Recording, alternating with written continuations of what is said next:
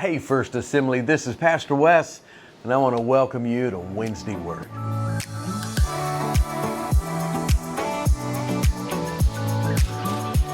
Hey, so good to be with you, and we have been in a series for a while on living the life, and we had taken a couple of weeks and we've looking at trials and how these are part of our spiritual journey. I don't think there's any way around them. I think that they are used by God to stretch us, grow us, to develop faith, to help us to build our strength, to overcome things, and they are absolutely part of our journey.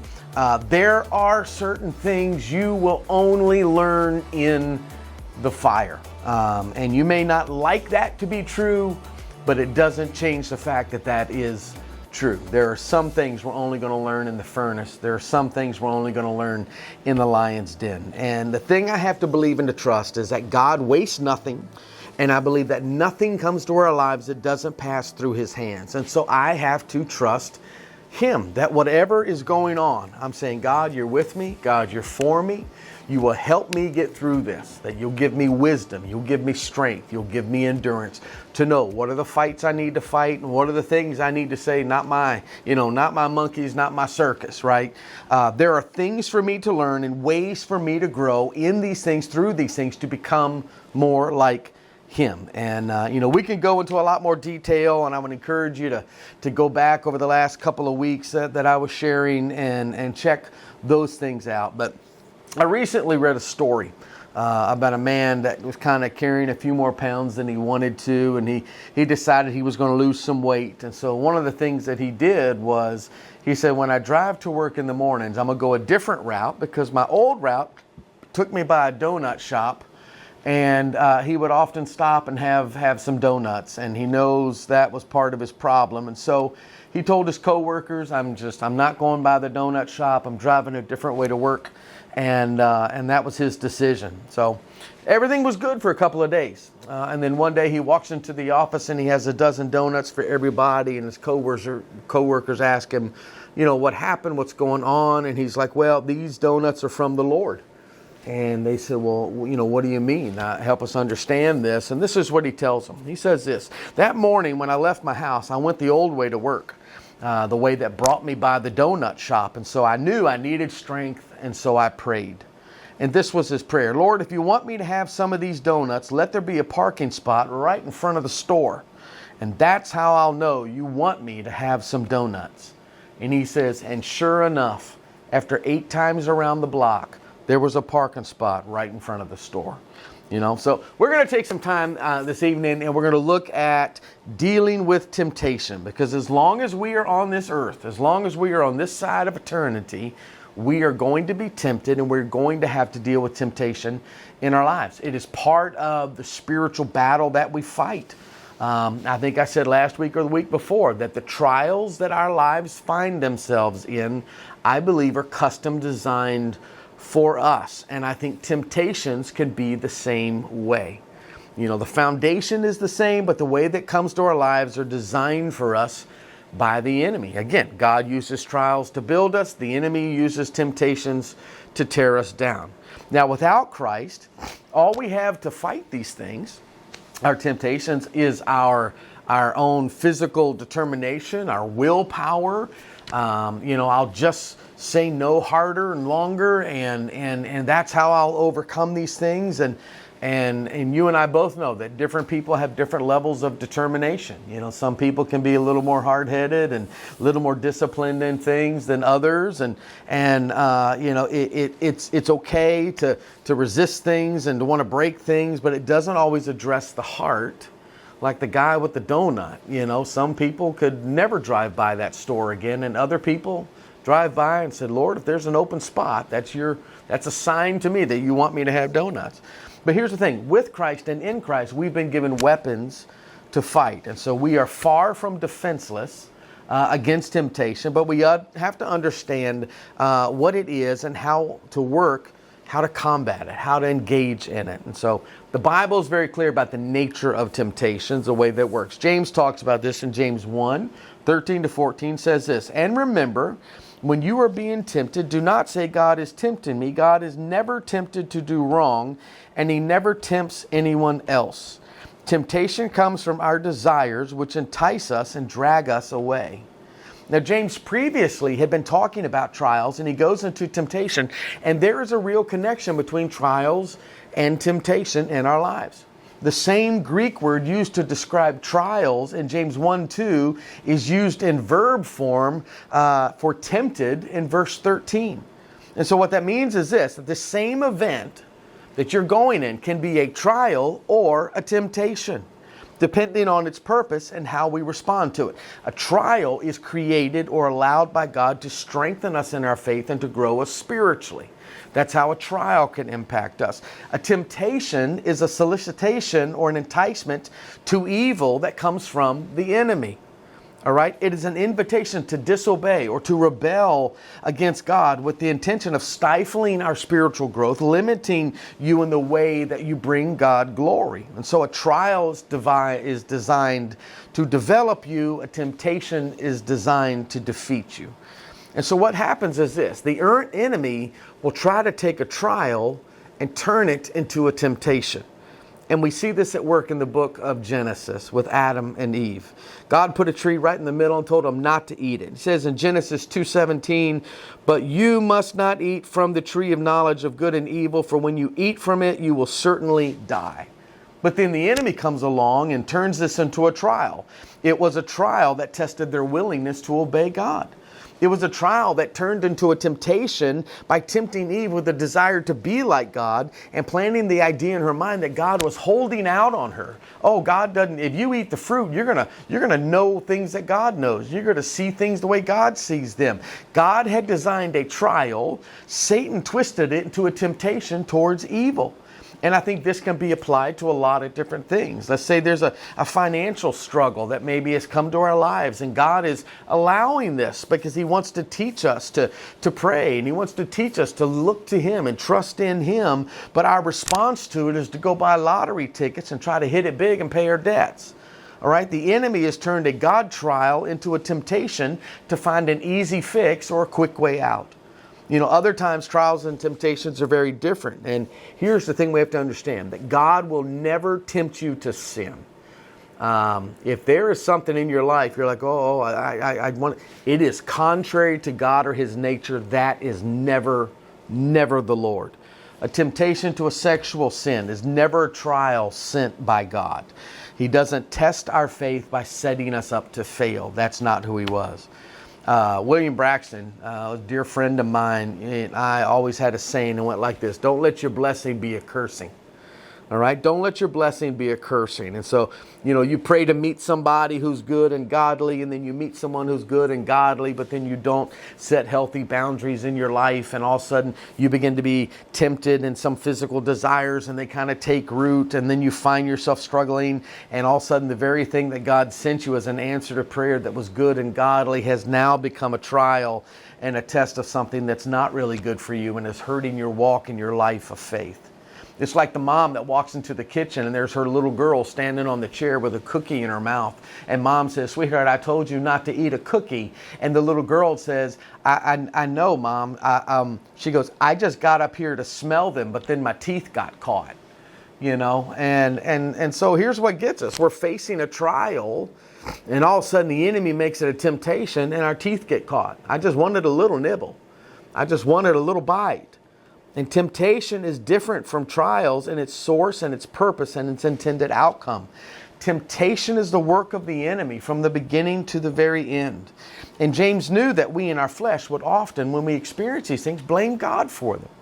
And so he tells us in James 1:13-15, and remember, when you're being tempted, do not say, God is tempting me. God is never tempted to do wrong, and He never tempts anyone else. Temptation comes from our own desires, which entices us and drags us away. These desires give birth to sinful actions, and when sin is allowed to grow, it gives birth to death.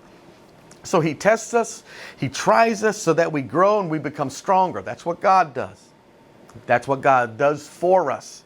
All right? He may allow the enemy to tempt us as part of our spiritual development, But an invitation to do wrong never comes from God. Why? Because God is perfect.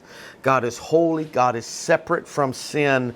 There is nothing in God that responds to evil at all. And so he can't be the source of bringing evil to anyone. All right. God is the source of good things. James 1:17 says, whatever is good and perfect is a gift coming down to us from God our Father, who created all the lights in the heavens.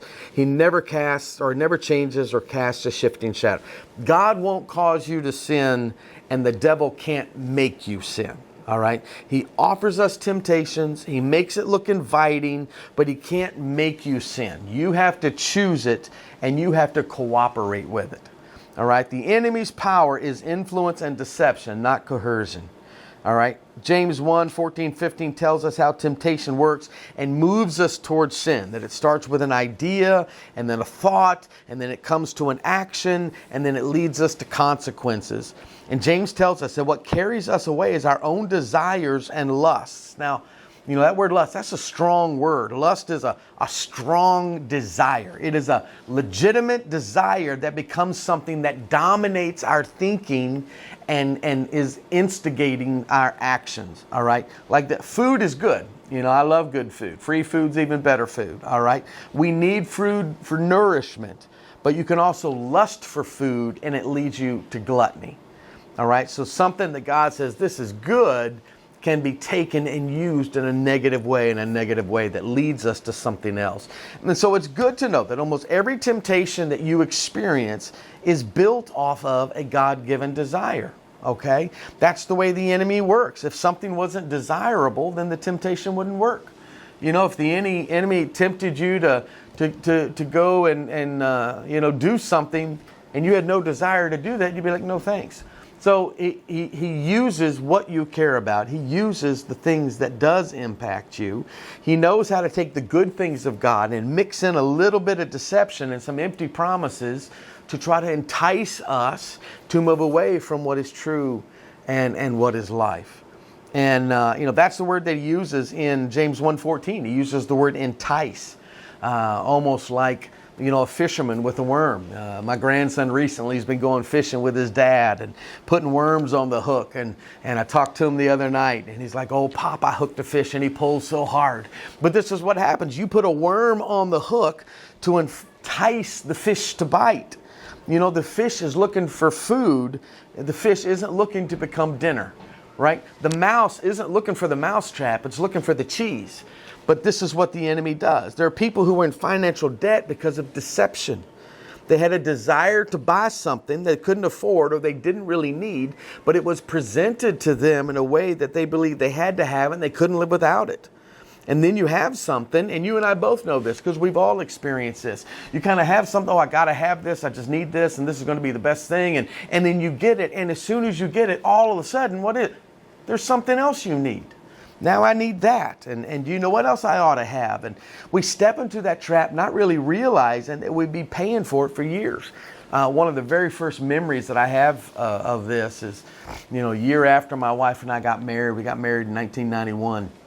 And had a senior year of college, and I had just started in Hagerstown, and we had this little one-bedroom apartment, and it had this weird living room, and it had an L thing in, and we found a couch at Montgomery Ward's that fit perfectly in there. And so we did everything you're not supposed to do. We got a Montgomery Ward charge card and we put that couch on that charge card and we brought that couch home and we had easy monthly payments. And church, I kid you not, I swear we paid on that couch for 75 years. I just never thought that thing would be done with. And this is what the enemy does. You step into things not realizing the debt that it's going to create into your life. All right. James said this really, really well. He said, then after the desire has conceived, in 1:15, it gives birth to sin. And this is important, that sin doesn't come until temptation has been accepted and acted on. I don't want you to feel guilty because you're facing temptation. There's no sin in temptation. The sin engages. The sin walks in the room when I accept it and I act on it. So the act of temptation itself is not a sin. What I do with it matters. Hebrews 4:15 says, "For we do not have a high priest who is unable to empathize with our weakness, but we have one who has been tempted in every way, just as we are, yet he did not sin." So this is why it's important for you and I to know the truth, because the truth sets us free. Because the enemy will try to make you feel guilty for being tempted when there is no sin in that. Matthew says this in chapter 5, verses 27, 28. "You have heard that it was said, 'You shall not commit adultery.' But I tell you that anyone who looks at a woman lustfully has already committed adultery with her in his heart." Now this is looking, and then again, and then looking again, right? So it's one thing to look and go, well, that's beautiful creation. My youth pastor used to always say it's the second look that gets you. It's the second look that your will is engaging into something and it becomes something more. It's a deliberate act of the will, and disobedience produces death. And James then tells us that it goes from desire to disobedience, and the final stop of all sin is death. Meaning this, that sin in our lives never stops until there is a death. That is sin's ultimate goal. Now, James 1:15 says, "Then, after the desire has conceived, it gives birth to sin. And sin, when it is full grown, gives birth to death." So that's the end goal. So death for us is either eternal death for the unsaved, or if we're a follower of Christ and we step into sin, it is a break in the relationship, with the fellowship with the Father, with God. So we don't drop dead when we sin. Unless you're Ananias and Sapphira, then you do. But for most of us, if you have a lustful thought, or you say something you shouldn't, you lie, you cheat, you steal, whatever it is, you don't just keel right over the majority of the time. But we have to understand that every time I sin, that there is a death. Something occurs in my spirit that takes place. There's something that happens. God told Adam and Eve that they would die if they ate the fruit. And they did, spiritually. Like, relationship with God was broken. The fellowship was broken. Spiritual death and physical death were introduced at that time to the human race. And for you and I, as the followers of Christ, giving into temptation breaks the fellowship that we have with God. It stunts our growth spiritually, and that is why the confession of our sin is so powerful and is such a real needed part in the life of the believer. Because the thing that the enemy does is false advertising. He never tells you that sin brings death. He tells you deserve it. It feels good. You'll enjoy this. No one will know. What's wrong with it? Everyone's doing it. And he normalizes these things in our lives to the point that sometimes sin feels reasonable. It feels like normal. It feels like it's the right response. But sin always costs you something. It just, every single time. And so Hebrews tells us of Moses, and it says this in Hebrews 11:25, "He chose to be mistreated along with the people of God rather than to enjoy the fleeting pleasures of sin." And Moses said in his life, you know what, I'm going to be with God rather than the pleasures they come and go so quickly. They don't last. They don't hold.